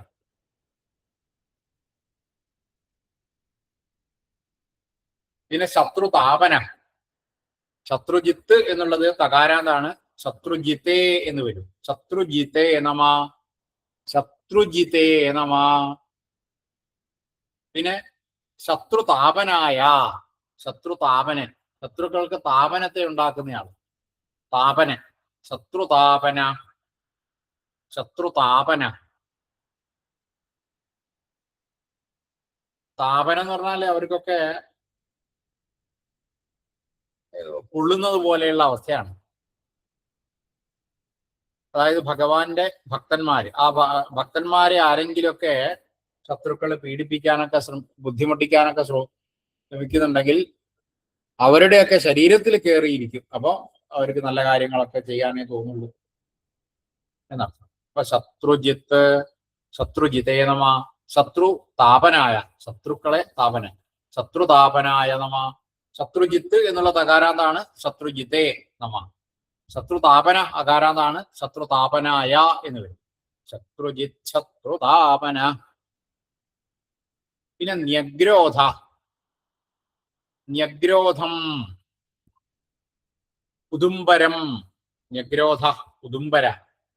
അപ്പൊ ന്യഗ്രോധ എന്ന് പറഞ്ഞാലും ഉദുംബര എന്ന് പറഞ്ഞാലും ഓരോ വൃക്ഷങ്ങളായിട്ട് പറയാറുണ്ട്. ന്യഗ്രോധം എന്ന് പറഞ്ഞൊരു വൃക്ഷമുണ്ട്, ഉദുംബരം എന്ന് പറഞ്ഞ ഒരു വൃക്ഷമുണ്ട്. അപ്പൊ ഇവിടെ പല അർത്ഥങ്ങളുണ്ട്. പിന്നെ ലക്ഷ്മി ഭഗവതിയോട് കൂടിയിട്ടുള്ള ആളാണ്, വളരെ നല്ല ഭാവത്തോട് കൂടിയിട്ടുള്ള മഹാനായിട്ടുള്ള ആളാണ്, അവിടെയൊക്കെ താമസിക്കുന്ന ആളാണ്. ഭക്തന്മാർക്ക് എങ്ങനെയാണോ ആവശ്യം അതിനനുസരിച്ച് ഉള്ളയാളാണ്. അതേപോലെ വളരെ ശ്രേഷ്ഠമായിട്ടുള്ള വൈകുണ്ഠത്തിൽ താമസിക്കുന്നയാളാണ്. അപ്പൊ ഇങ്ങനെ പല അർത്ഥങ്ങളുണ്ട്. ന്യഗ്രോധ, ഉദുംബര. അപ്പൊ ന്യഗ്രോധായ എന്ന് രൂപം വരും, ഉദുംബര ഉദുംബരായ എന്ന് വരും. ന്യഗ്രോധായ നമ, ഉദുംബരായ നമ, അങ്ങനെയാണ് നാമം വരിക. ന്യഗ്രോധോദുംബര. അശ്വത്ഥ, നയ്യഗ്രോധം, ന്യഗ്രോധം എന്നൊക്കെ പറഞ്ഞിട്ട് ഓരോ വൃക്ഷങ്ങളുണ്ട്. ഉദുംബരം, ഉദുംബരം അത്തി ഉദുംബരാണ്. അശ്വത്ഥം എന്ന് പറഞ്ഞാൽ അരയാലാണ്. ന്യഗ്രോധം എന്ന് പറഞ്ഞാൽ പേരാലാണ്. ഉദുംബരം എന്ന് പറഞ്ഞാല്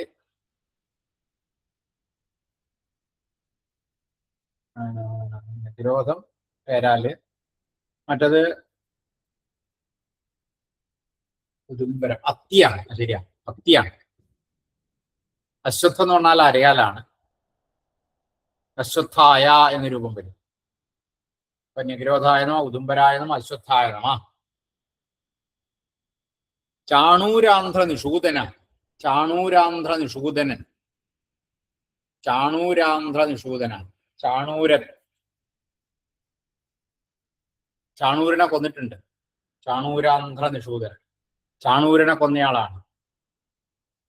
ചാണൂരൻ എന്ന് അതായത് കംസനെ കൊല്ലുന്നതിന് മുമ്പായിട്ട് മുഷ്ടികൻ ചാണൂരൻ എന്ന് പറഞ്ഞ അസുരന്മാര് ഇവരോട് മല്ലയുദ്ധത്തിന് വന്നു. അപ്പൊ അങ്ങനെ ചാണൂരനെ കൊന്നിട്ടുണ്ട്. അപ്പൊ അതുകൊണ്ട് ചാണൂരാന്ധ്ര നിഷൂദന. അതൊക്കെ നല്ല നല്ല ആൾക്കാരെയൊക്കെ ബുദ്ധിമുട്ട് ഉണ്ടാക്കുന്ന ആൾക്കാര്, അവർക്കാണ് ഈ ദുരിതം ഭഗവാൻ ഉണ്ടാക്കുക. ചാണൂരാന്ധ്ര നിഷൂദന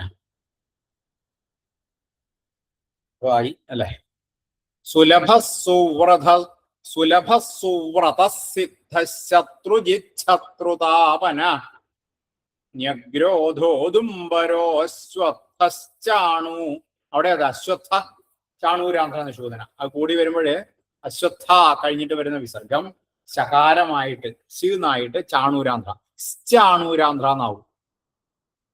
സുലഭ സുവ്രത സിദ്ധ ശത്രുജിച്ഛത്രുതാപന ന്യഗ്രോധോദുംബരോ അശ്വത്ഥശ്ചാണൂരാന്ധ്ര നിഷൂദന.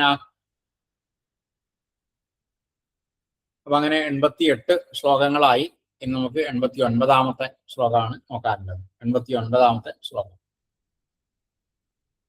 സഹസ്രാർച്ചി,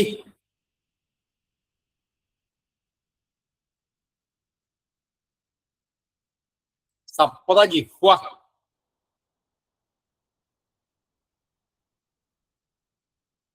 സപ്തൈധാ,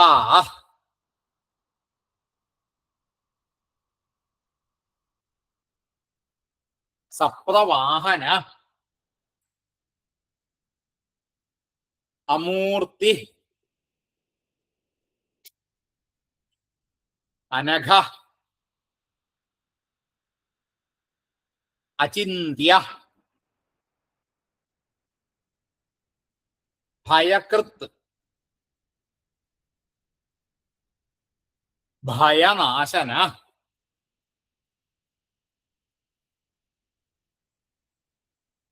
ആദ്യം സഹസ്രാർച്ചി, സഹസ്രാർച്ചി, സഹസ്രാർച്ചി. പിന്നെ സപ്ത ജിഹ്വ, സപ്ത ജിഹ്വ. അവിടെ അതെ സഹസ്രാർച്ചി സപ്തജിഹ്വ. ചി കഴിഞ്ഞിട്ട് വരുന്ന വിസർഗം സകാരായിട്ട് സപ്തജിഹ്വ എന്നുള്ളതിന്റെ കൂടെ കൂടുമ്പോ സകാര ഇരട്ടിച്ചു വരും. സഹസ്രാർച്ചി സപ്തജിഹ്വ.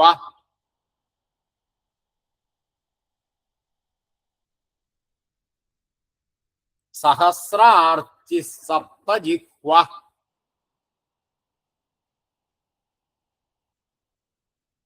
പിന്നെ സപ്തൈധാ എന്നാണ്. സപ്തൈധാ. അവിടെ വിസർഗം സകാരായിട്ട് സപ്തവാഹന എന്നുള്ളതിനെ കൂടെ കൂടും. സപ്തൈധാ സപ്തവാഹന.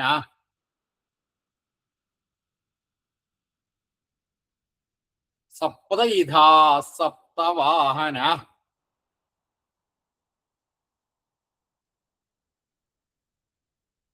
അമൂർത്തി അനഘ.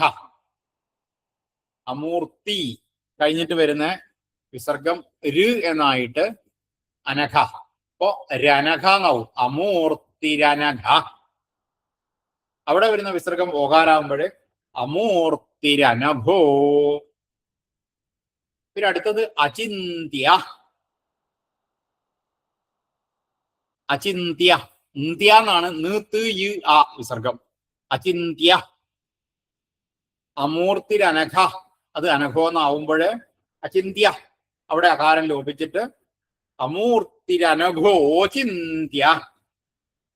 ആ വിസർഗം ഓകാരാകുമ്പോഴ് അമൂർത്തിരനഘോ ചിന്ത്യോ. ഓച്ചീന്നാണ് കേട്ടോ. അച്ചി ജീന്ന് പോയാ പോരാ. പിന്നെ ചിന്ത്യോ എന്നാവുകയും ചെയ്യരുത്. അചിന്ത്യ എന്നാണ്. അമൂർത്തിരനഘോ ചിന്ത്യോ. പിന്നെ ഭയകൃത് ഭയനാശന. ഭയകൃത് ഭയനാശന. ഭയകൃത് ഭയനാശന. ഭയകൃത് ഭയനാശന.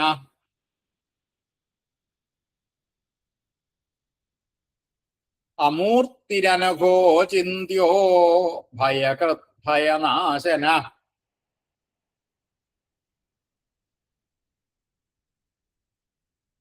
അപ്പൊ ഓരോന്നായിട്ട് നോക്കുമ്പോൾ ആദ്യം സഹസ്രാർച്ചി. സഹസ്ര അർച്ചി.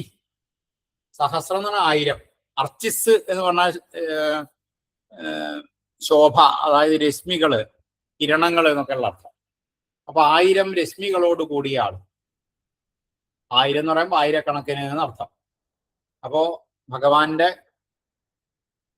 ആ വെളിച്ചം കൊണ്ടാണ് എല്ലാം ശോഭിക്കുന്നത്. എല്ലാത്തിനെയും പ്രകാശിപ്പിക്കാനുള്ള കഴിവ്. അതിന് ആയിരക്കണക്കിന് രശ്മികളുള്ള ആൾ.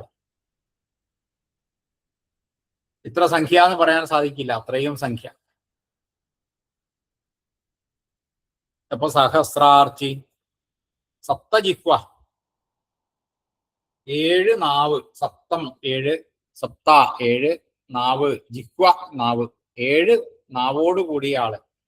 അഗ്നിക്കൊക്കെ 7 നാവാണ് അങ്ങനെയൊക്കെ പറയാറുണ്ട്. അങ്ങനെ ആ അഗ്നിക്ക് മാത്രമല്ല, അങ്ങനെ 7 നാവുകളുള്ള പല പല വിഷയങ്ങളും അവിടെയൊക്കെ ഭഗവാൻ തന്നെയാണ്. അതൊക്കെ ഭഗവാൻ തന്നെയാണ്. അപ്പൊ സപ്തജിഹ്വ. സഹസ്രാർച്ചി. സഹസ്രാർച്ചി. അർച്ചി അർച്ചിഷി അർച്ചിയും ഷി എന്നുള്ള തരത്തിൽ വരും. ടകാരാന്താണ്. സഹസ്രാർച്ചിഷേ എന്ന് വരും. സഹസ്രാർച്ചിഷേ നമ. പിന്നെ സപ്തജിഹ്വ അത് അകാരാന്താണ്. സപ്തജിഹ്വായ നമ. സപ്തജിഹ്വായ. ജിഹ്വായ. ജിഹ്വായ. സപ്തജിഹ്വായ നമ. പിന്നെ സപ്തയിധ. സപ്തയേധ. അപ്പൊ 7 തരത്തിലുള്ള യാഗം. അപ്പൊ യാഗം ഒക്കെ ചെയ്യുമ്പോൾ അവിടെ പ്രധാനമായിട്ട് അഗ്നിയാണ്.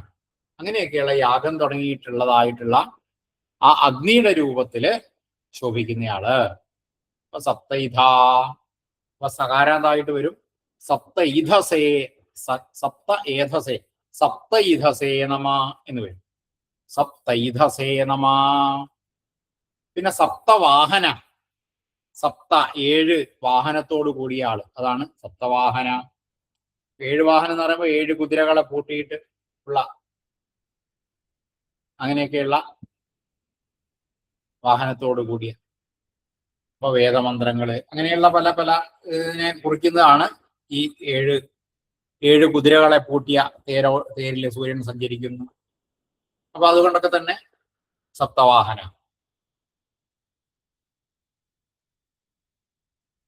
അപ്പോ സപ്തവാഹന അകാരാന്താണ്. സപ്തവാഹനായ എന്ന് വരും. സപ്തവാഹനായ നമ. സപ്തവാഹനായ നമ. പിന്നെ അമൂർത്തി എന്നാണ്. അമൂർത്തി. അമൂർത്തി.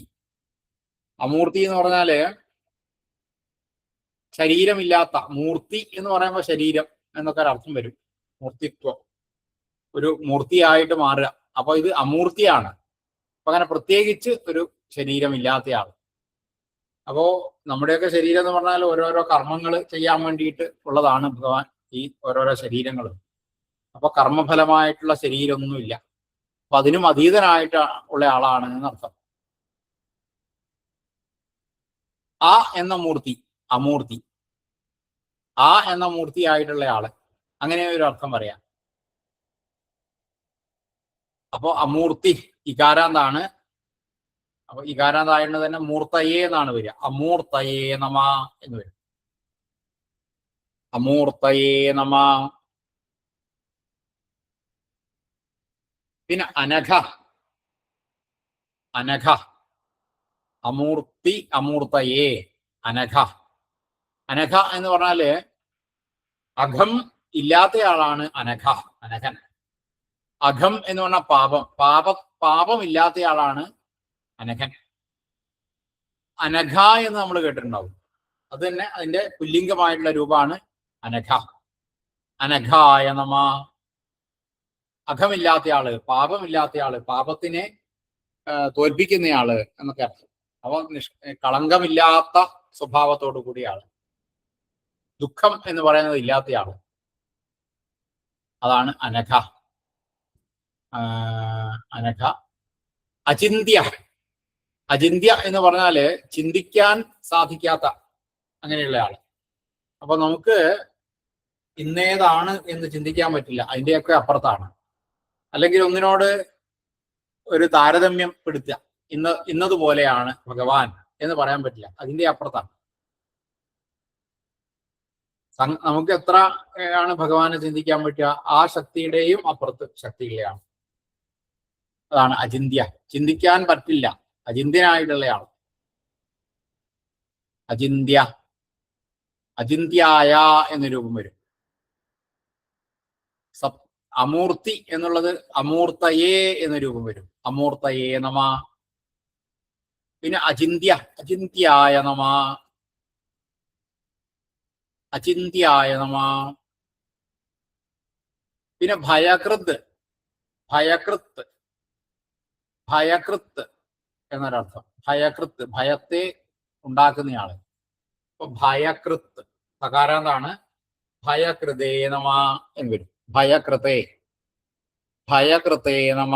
ഭയത്തെ ചെയ്യുന്നയാളാണ് ഭയകൃത്ത്, ഭയത്തെ ഉണ്ടാക്കുന്നയാള്. എല്ലാവർക്കും പേടിയെ ഉണ്ടാക്കുന്നയാളാണ് ഭയകൃത്ത്. അപ്പൊ ഭയകൃതേ നമ. എന്നാൽ ഭയനാശനനും ആണ്. ഭയനാശന, ഭയത്തെ ഇല്ലാണ്ടാക്കുന്നയാളുമാണ് ഭയനാശന. അപ്പൊ ഭയകൃത്ത് എന്നുള്ളത് തകാരാന്താണ്. ഭയകൃതേ നമ എന്ന് വരും. ഭയനാശന എന്നുള്ളത് അകാരാന്താണ്. ഭയനാശനായ നമ. ഭയത്തെ ഇല്ലാണ്ടാക്കുന്നതാണ് ഭയനാശന. അപ്പൊ ഇത്രയാണ് അതിൻ്റെ അകത്തുള്ളത്. സഹസ്രാർച്ചി സപ്തജിഹ്വ സപ്തൈധാ സപ്തവാഹന അമൂർത്തിരണഘോ ചിന്ത്യോ ഭയകൃത് ഭയനാശന. അപ്പൊ അങ്ങനെ 89 ശ്ലോകങ്ങൾ കഴിഞ്ഞു. അപ്പൊ ഏതായാലും ഒരു സമയം അത്രയൊന്നും ആയിട്ടില്ലല്ലോ അല്ലെ. ഒരു ശ്ലോകം കൂടി നമുക്കിന്ന് പറഞ്ഞു പോവാം. അപ്പോ 9:15 ഒരു ശ്ലോകവും കൂടി പറയാം. അണു ബൃഹത്ത് കൃശ സ്ഥൂല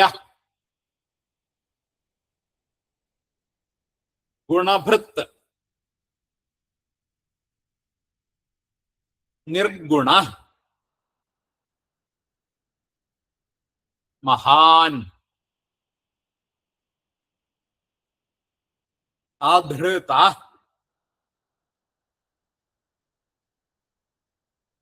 സ്വധൃത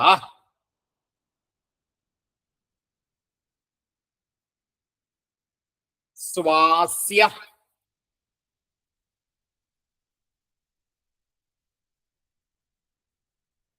പ്രാഗ്വംശ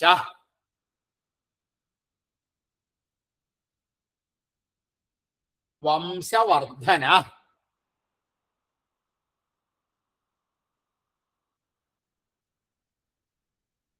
അണു എന്നുള്ള വിസർഗം അത് എന്നായിട്ട് അണുർ എന്നാവും. പിന്നെ ബൃഹത്ത്, അങ്ങനെ അണുർ ബൃഹത് കൃശ, അണുർ ബൃഹത് കൃശ. പിന്നെ സ്ഥൂല, അത് സ്ഥൂലോ എന്നാവും. അപ്പോഴ് കൃശ എന്നുള്ള വിസർഗം സകാരായിട്ട് സ്ഥൂ എന്നുള്ളതിനെ കൂടെ കൂടും. അണുർ ബൃഹത് കൃശ സ്ഥൂലോ, അണുർ ബൃഹത് കൃശ സ്ഥൂലോ.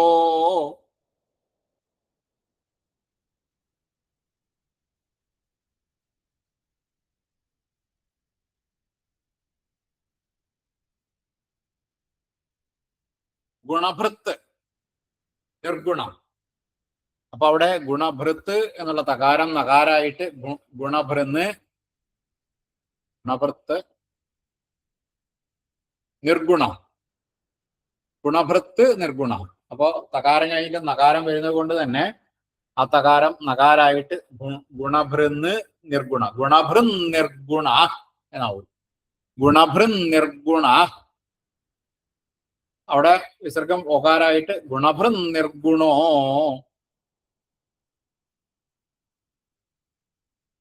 മഹാൻ. അണുർ ബൃഹത് കൃശസ്ഥൂലോ,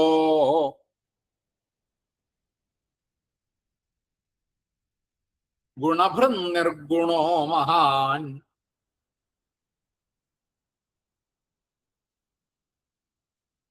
അണുർ ബൃഹത് കൃശസ്ഥൂലോ ഗുണഭൃൻ നിർഗുണോ മഹാൻ.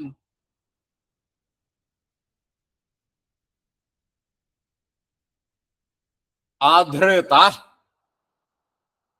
ആ ധൃ എന്നുള്ള ധകാരം ഘോഷാക്ഷരാണ്. പിന്നെ സ്വധൃത, സ്വാസ്യ,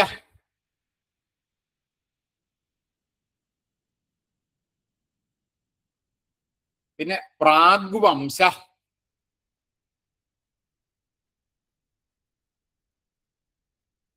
വംശവർദ്ധന,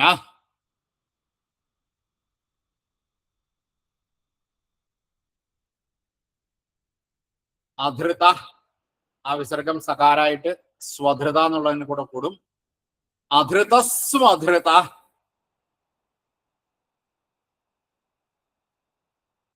പിന്നെ സ്വാസ്യ, അവിടെ അതേ തകാരം അല്ല തകാരം കഴിഞ്ഞിട്ട് വരുന്ന വിസർഗം സകാരായിട്ട് സ്വാസ്യ എന്നുള്ളതിന്റെ കൂടെ കൂടും. അധൃത സ്വധൃത സ്വാസ്യ.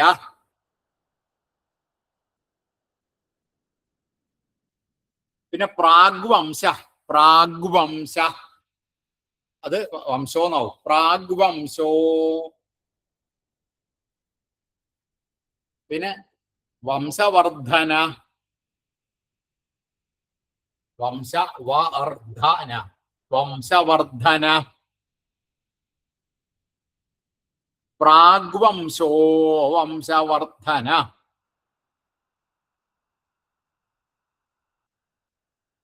അധൃത സ്വധൃത സ്വാസ്യ പ്രാഗ്വംശോ വംശവർദ്ധന.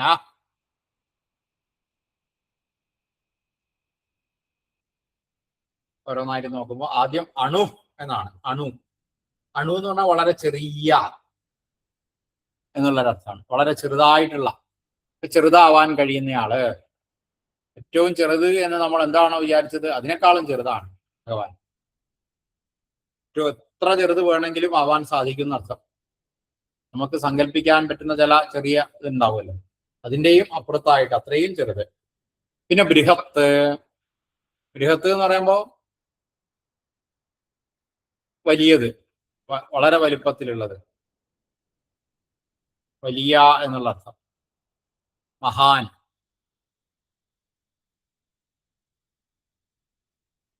അണുവായി, ബൃഹത്തായി. കൃശ, കൃശനായിട്ടുള്ള ആള്. കൃശം എന്ന് പറഞ്ഞാൽ മെലിഞ്ഞ എന്നൊരർത്ഥമുണ്ട്. അപ്പൊ മെലിഞ്ഞ എന്ന് പറയുമ്പോൾ ഭാരം വളരെ കുറഞ്ഞ ആളായിരിക്കും. അപ്പൊ പിന്നെ ബുദ്ധിമുട്ടുകളെ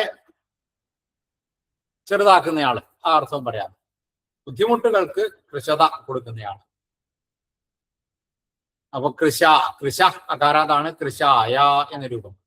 കൃശായ നമ. ബൃഹത് കൃശ. സ്ഥൂല എന്ന് പറഞ്ഞാൽ വളരെ തടിച്ച പ്രകൃതമാണ് സ്ഥൂലനായിട്ടുള്ള ആള്. വളരെ നമുക്ക് സങ്കല്പിക്കാൻ പറ്റുന്നതിന്റെയും അപ്പുറത്ത് അത്രയും വലിപ്പത്തോടു കൂടിയ ആള്. അതുപോലെ തന്നെ ഭക്തന്മാർക്ക് വേണ്ടതായിട്ടുള്ള സമ്പത്ത് അതിനെ സ്ഥൂലനം ചെയ്യുന്നയാളും ആവാം, വർദ്ധിപ്പിക്കുന്നയാള് എന്നുള്ള അർത്ഥത്തിലും സ്ഥൂല എന്നുള്ള പേര് പറയാം. ബൃഹത്ത് കൃശ സ്ഥൂല. ബൃഹത് കൃശ സ്ഥൂലോ. അണു എന്നുള്ളത് ഉകാരാന്താണ്. അണവേ എന്നാണ് രൂപം കിട്ടുക. അണവേ നമ.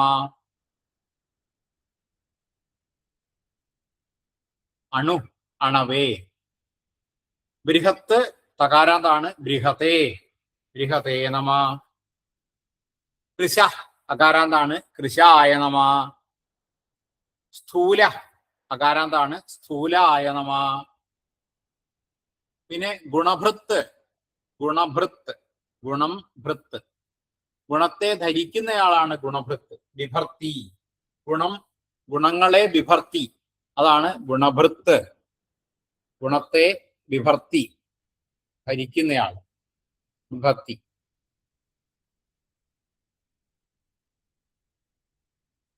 ഗുണത്തെ ധരിക്കുന്നയാള്. അപ്പൊ ഗുണഭൃത്ത് എന്നുള്ള തകാരാന്നാണ് ഗുണഭൃത്തേ എന്ന് വരും.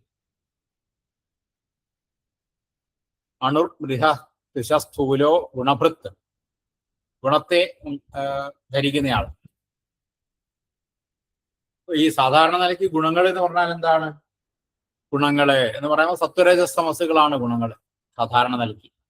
അങ്ങനെയുള്ള ഈ ഗുണങ്ങളെയൊക്കെ അതിനും കൂടി പ്രചോദനായിട്ടുള്ള ആള് ഗുണഭൃത്ത്. നിർഗുണ. ഗുണഭൃത്താണെന്ന് പറഞ്ഞു, എല്ലാ ഗുണങ്ങളോടും കൂടിയ ആളാണെന്ന് പറഞ്ഞു. പക്ഷെ നിർഗുണനുമാണ്, ഒരു ഗുണങ്ങളും ഇല്ലാത്ത ആള് എന്നും പറയാം. ഗുണത്തെ ഉണ്ട്, ഗുണങ്ങളൊക്കെ ധരിച്ചിട്ടുണ്ട്, പക്ഷെ നിർഗുണനാണ്. അതൊന്നും അവനവനെ ബാധിക്കില്ല എന്നർത്ഥം. ഈ ഗുണങ്ങളുടെയൊക്കെ സ്വാധീനം അത് ഒരു തരത്തിലും ഭഗവാൻ ഉണ്ടാവില്ല.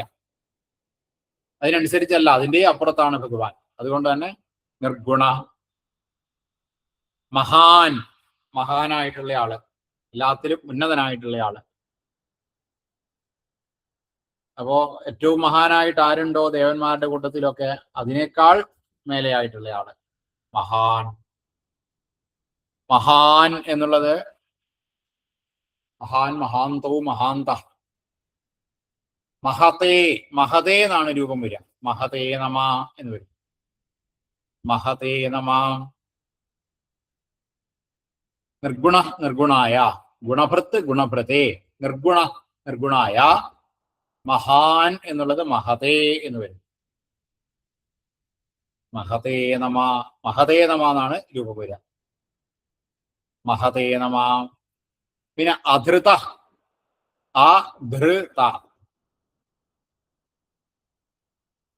ഒരിക്കലും നിയന്ത്രിക്കാൻ പറ്റാത്ത, അതിന്റെ അപ്പുറത്തുള്ള ആള്. അതേപോലെ സ്ഥിരത ഇല്ലാത്ത, എപ്പോഴും ഒരേപോലെയല്ല കാണുക. ഭഗവാൻ ഇങ്ങനെ മാറിക്കൊണ്ടേയിരിക്കും.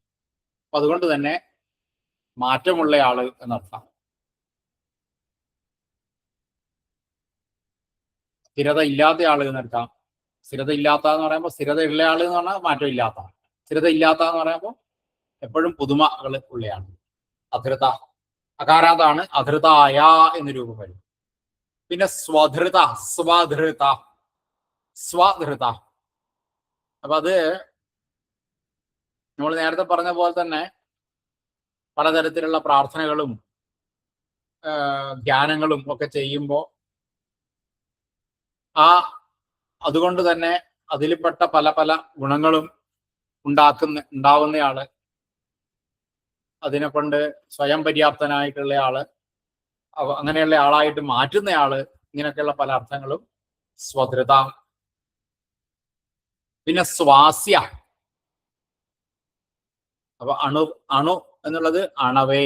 ബൃഹത്ത് ബൃഹതേ, കൃശ കൃശായ കൃശായ നമ, സ്ഥൂല സ്ഥൂലായ നമ, ഗുണഭൃത്ത് ഗുണഭൃതേ നമ, നിർഗുണ നിർഗുണായ നമ, മഹാൻ മഹതേ നമ, അധൃത അകാരാന്താണ് അധൃതായ നമ, സ്വധൃത സ്വധൃതായ നമ, അധൃത സ്വധൃത. പിന്നെ സ്വാസ്യ സ്വാസ്യ സ്വാസ്യ സ്വാസ്യായ എന്ന് വരും. സ്വാസ്യായ നമ. സ്വാസ്യൻ എന്ന് പറഞ്ഞാല് മഹത്വം വളരെയധികമുള്ള ആള്.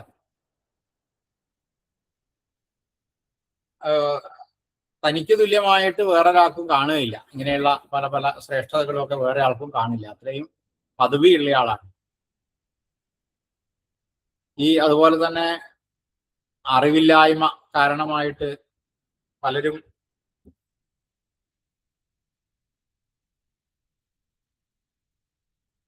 അറിവ് വേണ്ടതുപോലെ കിട്ടാത്തയാളായിട്ട് മാറാറുണ്ട്.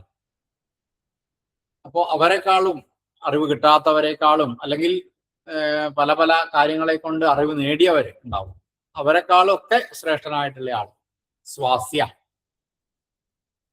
പിന്നെ പ്രാഗ് വംശ, പ്രാക് വംശ, ഇങ്ങനെ രണ്ട് പദങ്ങളാണ്.